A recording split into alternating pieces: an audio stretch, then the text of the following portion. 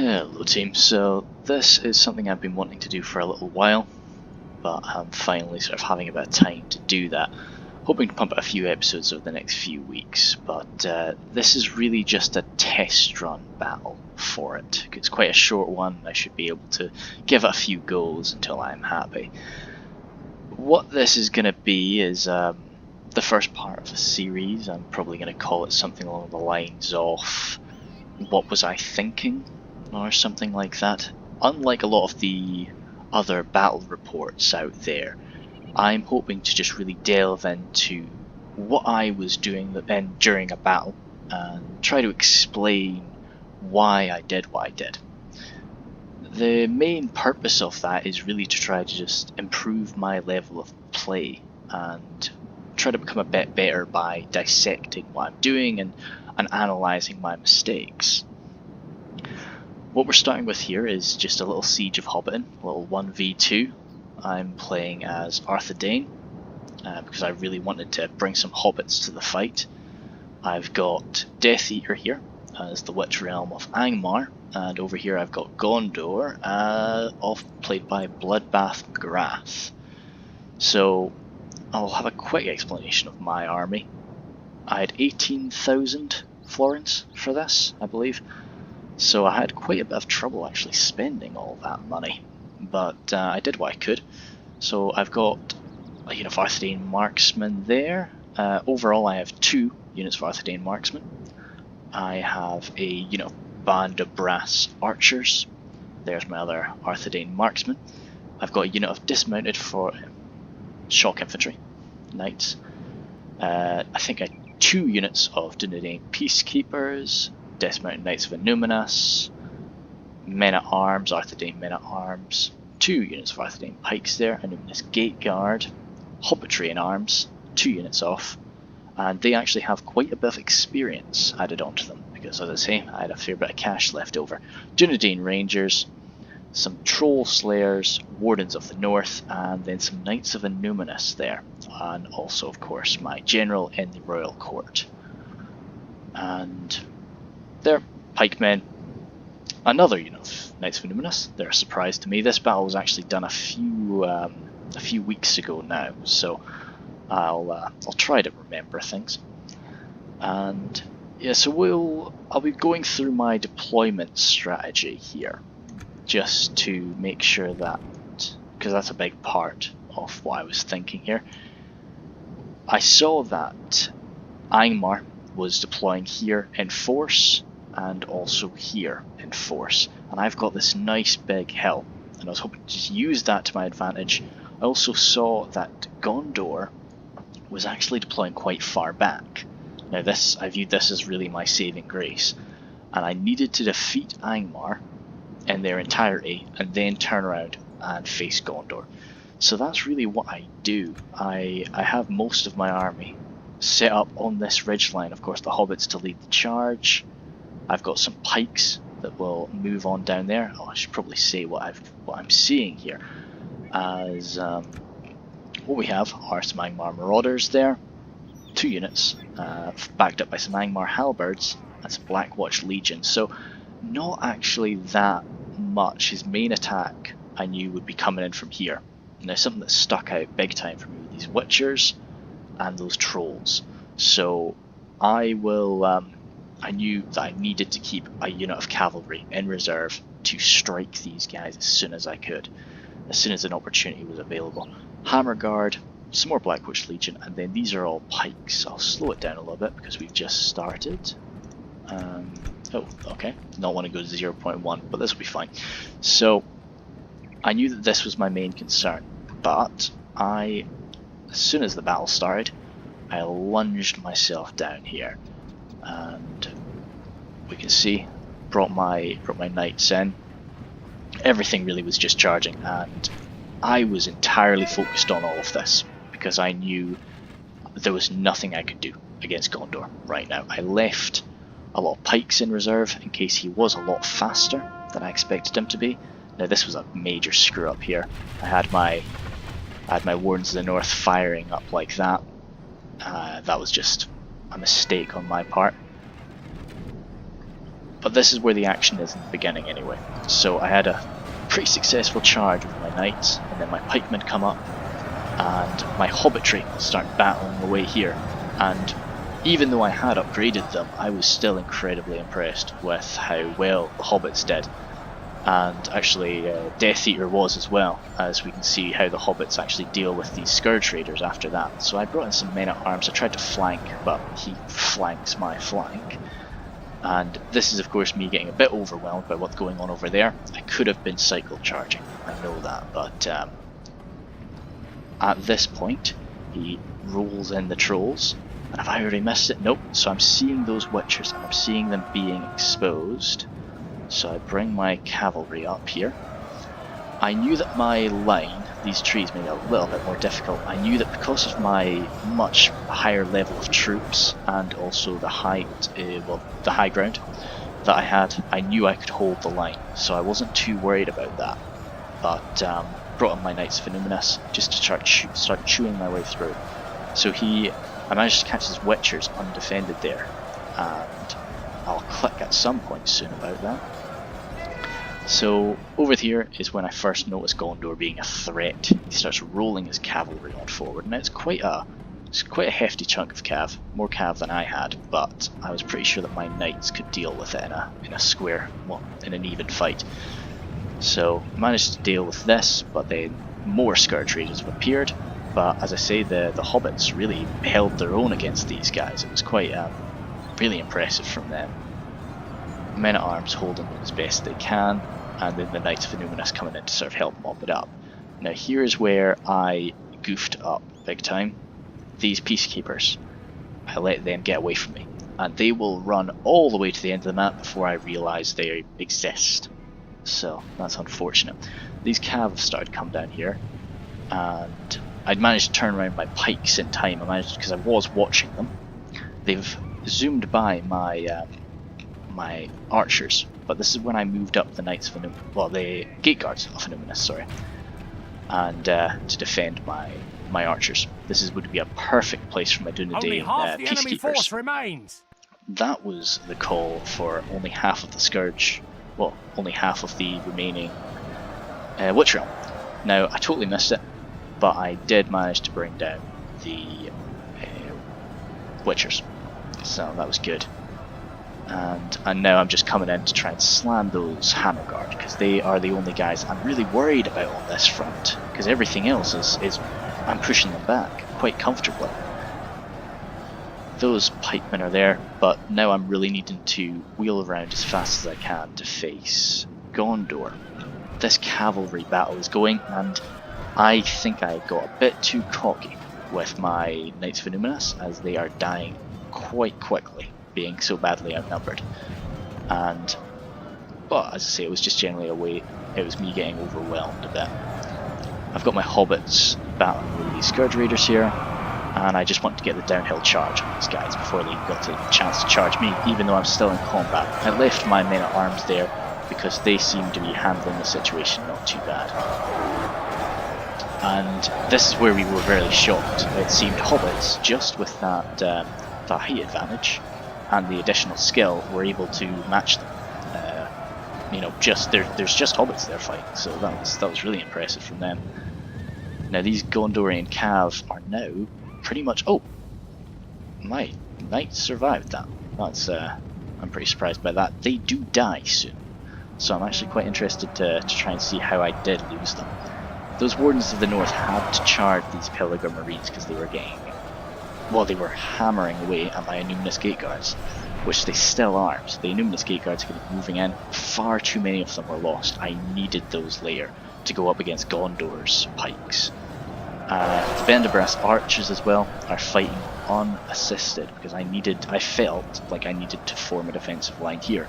Perhaps I should have taken them and fought there and had that filled up by these units that are now almost free. But as I say, that's one of the purposes of all this. So Benderbrass Archers are not actually horrific in melee, but they are going to crumble pretty quick. They're not going to last too much longer. And painfully, I think they did also have ammunition left. So I of course extend my Gate Guard out way too far here. just to try and hunt down these Pilgrim Marines, which is not the purpose of pikes, but that's the way it went down. And I think they just get cut apart by archers. I don't remember seeing them later on. The Wardens of the North are decent at holding out.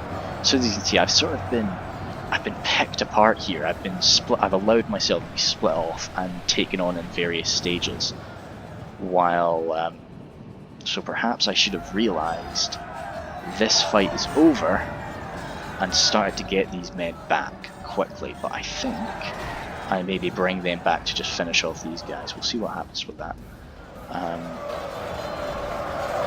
And this held out so much longer. Like I knew I was always going to win here, and I've lost quite a few men. But the main problem here was the time that it took, and perhaps I should have had my general and his cavalry slamming into the back of these guys just to finish this off sooner.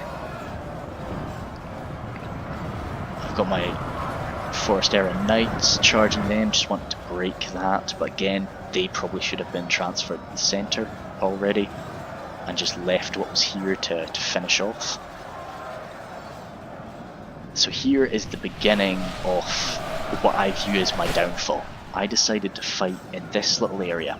I don't know why I did it. The enemy is no longer in command. I believe I saw a decent chance to attack something or other, I can't quite remember.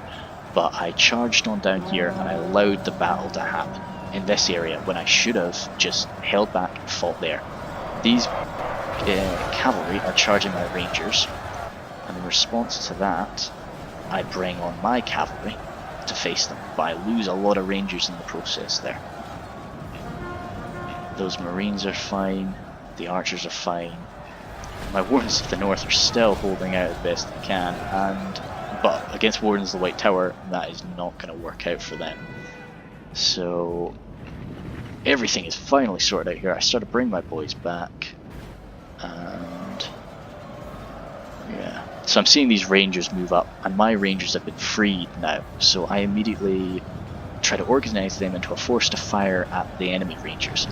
I get a bunch of these militia charging me, but I move my Arthanine marksmen to try and tackle that, which they are quite successful in doing, especially when they're sort of alongside a few little unorganised charges from my general's cav. A few Arthanine men-at-arms are finally arriving from this fight down here, and I'm sure that by this point I've realised my folly. Yes, he is making his way back now. Oh, is he? Yes, good. So they're running on back. They're still warmed up, but by the time they finally get back, they're winded. So it's unfortunate for that. I think even if I had that one unit up here, assisting the Band of Brass Archers, assisting the Wardens, then this really could have gone differently. And so I moved them back to try and form an actual line, because my Arthanine Pikesmen have finally started to rout here. They held back the Swordmasters, but the damage they did to them was minimal, and I really would have preferred just keep them defensive. They have used up all their javelins against the attacking forces. Again, I shouldn't have done that. I should have saved the javelins for the more expensive, more elite force of Gondor, instead of using them against the very sort of mid to low tier units that Death Eater was throwing at me. These Gondor archers taking a little bit of friendly fire, but they're killing my very expensive cavalry in the process. So at this point I should have just tried to micromanage my cav a little bit more, because I was letting them get into bad situations. So I still felt pretty good about this. I was at 53 at this point to 73, and I knew that what I had left to face was a lot better than what I had killed before, but I still thought this was in my ability to win. Now here is where I thought, this is perfect. These I can form a good line here. I had pikes, I had my knights, I had a few more pikes, and I was even flanking around. I thought I was going to devour this force, but I didn't spot these Elisar's vanguard, and yeah, they really sort of managed to form a good fight, and this doesn't really change for the rest of the battle. It stays like that. I keep funneling men in, he puts a few more men in, and it doesn't really go my way, unfortunately. So these Forest Aaron Knights have finally been freed up from here, and I'm moving them to try and battle over here.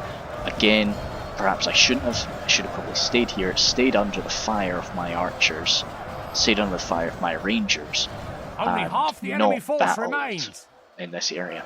So the Hobbit train arms, again, battling away against enemy spearmen, holding their own, but this is not going to go too well for them in the long run, and they are about to break.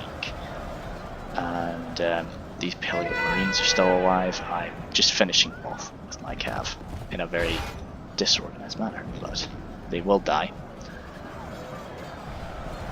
And yeah, then what are my rangers shooting at? What do I have them shooting at right now? They're up and over. Ah, enemy rangers. Yeah, so I feared his rangers. And he was targeting my rangers, I was targeting his. Oh damn, I thought they were still alive for a minute, I thought they were still fighting. But no, because that would have been a lovely little slam into the side of those rangers, but no, it was not meant to be. So these hobbits are gone, they've got to run through fights, they're being chased, I'm not getting any of those back. I've got a few of these Band of Brass archers left. I just let them fire at what they wanted to fire for now. I should have been more active with them. I should have put them on this hillside where they would have a much better viewpoint, especially now that these Arthedain marksmen are all out with ammunition and they're fighting the Angmar general. Yeah, so maybe they're not actually out of ammunition. That was something I probably should have dealt with. Changes in the course of battle, for defeat seems almost certain. Yes, thank you, Mr. Knightsman. So I still have some cav left, but these hills in Hobbiton, which I was really relying on for my defense, are stopping me from getting really mobile with my cav, which is what I really wanted to do. But I still pull off a few moves with them. But as I say, I think my cav should have been monitored more. They should have been used a bit more. That's what I brought him back to try and finish Angmar's general wherever he is now. Yeah. Because I didn't want him pestering my archers. Keep them firing. Slain the enemy Good. general. The enemy army flees the field. So that's all of Angmar sorted out, but all of my focus is on Gondor now anyway. Now these Arthedain men-at-arms, why am I doing this? This is perplexing me. I think I'm just wanting to get a charge on these spearmen when they're alone. I felt that if I could take them out now, that's one less unit to deal with later. Oh, this is where I lost a bunch of cav. Okay, so I went to charge Gandalf and these Pinnith Gallant cavalry, and I charged right into enemy spearmen. Okay, cool. So that was because I was wondering how I went from 10 cavaliers to about 3 that I get out of this, especially since they've got Fountain Guard coming in. This was just a bad situation for me all around. I shouldn't have put those Arthedain men-at-arms in there, and I definitely shouldn't have put my cavalry in. The Innuminous Gate Guard, only about 5 of them left. I'm just trying to salvage a terrible situation at this point. But then Band of Brass Archers is still firing. They are still firing, so they'll fire for just about the rest of the match. Now this, I really wish I could see allies and enemies right now, because we look quite similar. But the Elisar's Vanguard, they've barely lost any men, and although it says they're going to lose, once these Wardens of the White Tower arrive, I've got nothing to answer that with. This is where I could have maybe used my more full unit. There's only one left. Damn. This is where I could have used my more full unit of cav to slam into them. Of course, with these Fountain Guard there, that makes it more difficult. So this is really the final battle at this point. I'd realised this wasn't going to go my way. There was still, it was close percentage-wise, but the quality of my men was just not able to deal with the Fountain Guard, Wardens of the White Tower, and Elisar's Vanguard. I'm trying to use fire arrows here, just get some routing from these guys, but that's just not really gonna affect anything with their decent morale. I've got a few people pottering around out there. Gondorian archers are still firing, they've still got ammunition. This is it. So all that I've got left is in this area here. These archers have got ammunition. Yes, they do. And they're just picking off what they can. They're aiming at the Fountain Guard right now. I think I've turned them off fire arrows because I know I'm not going to be getting those Fountain Guard to rout. And I just want to lay down fire and get some kills, because these rangers will hold them in place. Oh no, I'm still using fire arrows. These rangers will hold them in place a while, but they're not going to really finish them off. Still got some Bandabras archers as well, dealing some close range shots. But as I say, this was my sink between this area and this area. This is where I sunk all of my pikes. I sunk a lot of my good units, and I don't know if this lost me the battle. I think there were a lot of small mistakes, but if I had one big one, it was kind of how I handled this situation. Had I just formed a defensive line, our enemy has command of the city. I think it could have gone a lot better. These spearmen are charging my general. I'm just sort of, I'm just wanting to give my general a good death at this point, so I'm looking for a target for him to fight. But these Bandabras archers aren't really going to be able to hold off against those spearmen. But they'll do what they can. Our foe has lost control of the city. And I'm just looking for anything right now, any other action I can really do. As I say, I think at this point I was just talking to the boys and just watching everything fight. We had they still had ammunition. Just aiming at whatever I can. Kirandra Swordmasters didn't seem like a bad target. I'll bump it up to 6 speed for now, just to get some movement going. My general just slamming himself around. I think he's just wanting to chew through some people there. And just, yeah, so at this point I knew I'd lost, so I was just wanting him to go down fighting. Kill off a few of the wardens, but he's got some Gondor spearmen now coming up to silence my Arthedain marksman. That's my general finally brought down. And I think that's about it. Got a few of these people bugged here that'll get fought at the end. But no, so all in all, it was a really fun fight. I'm not super experienced with Arthedain, and I'm much more of a Cardolan type of person when it comes to the Kingdoms of Arnor, or Rudar as well, to be honest. But I really wanted hobbits, so Arthedain was a lot of fun though, and I will try them out a bit more, because the community as a whole does seem to enjoy them. I didn't bring any Grey Company, which seems almost certain. I'll let them speak. I'll lower the volume of them for the next fight. And I know the Grey Company and Rangers as a whole are very effective for Arthedain, and Rangers are something I definitely do need to practice with and learn how to use a bit better. So you can see here, I did actually play quite a lot of men. I do tend to bring very large numbered armies, no matter who I'm playing as. So when I do play as orcs, I tend to bring about 3,000 men to a fight. I've got quite a lot of kills, but as I say, that was generally a lot of the Angmar boys. My cavalry, very underutilized on both fronts, I would say, and Wardens of the North. The Dunedain Trollslayer's got quite a lot of kills. I feel, as I say, I should have put my archers up on this ledge and just had them staying there. I think my archers both sort of underperformed.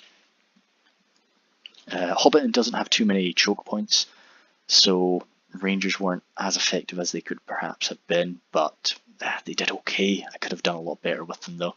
Bandabras archers again. With all my archers, I didn't use them to their full effectiveness. Hobbitry and arms, just quite good. You can see I gave them 3 levels of experience there. The Innuminous Gateguard, I gave them a level of experience, and just they were picked apart by javelin fire and didn't really get a proper good fight like what they're made for. The pikemen as well. As I say, that was the first unit of pikes that I moved out to fight the Kirandros Swordmasters, and that didn't go too well. The other 2 were generally fighting in that area. Although I believe that this was the unit that fought against Angmar on the slope. The 2 units of Dunedain Peacekeepers for the complications. around the Peacekeepers, they both performed not too bad. My Arthedain men-at-arms, not too bad. I would have said the Arthedain men-at-arms were fighting a lot of orcs, but they did also fight the Gondorians at the end. The Knights of Innuminus, okay. But as I say, I'm not too sure what to expect from these units, as I'm not too experienced with Arthedain. But so that all went quite well. I'm hoping to get a few more of these videos pumped out over the next few days. The next ones that I do will be battles that I've performed much more recently, so I will remember them a lot more, and hopefully they'll come across a little bit more eloquent and knowledgeable than this one was. But thank you very much for watching, guys.